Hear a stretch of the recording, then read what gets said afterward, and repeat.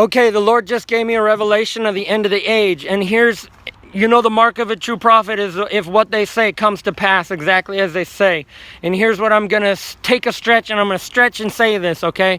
When Jesus first returns, he first returns to Mount Zion with 144,000. He first lands his feet on Mount Zion with 144,000.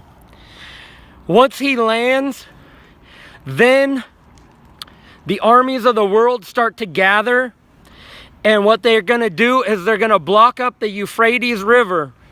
They're going to dam it up so that they can bring their infantry and their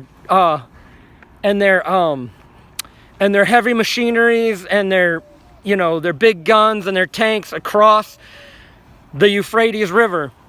And the kings are going to gather their armies there.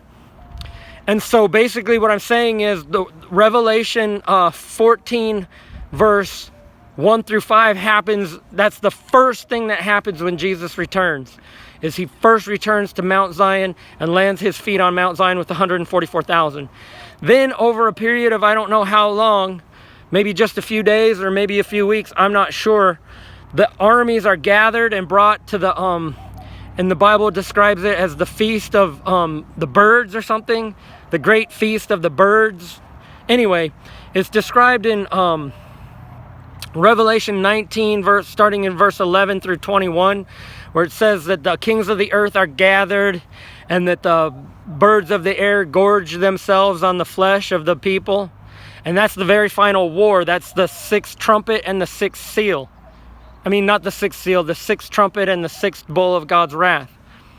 So, anyway, I'm not exactly sure how the timeline works or how many days are in between when he first lands and when they gather their armies, because it's going to take them a little bit of time to gather their armies and cross. But let's see what happens.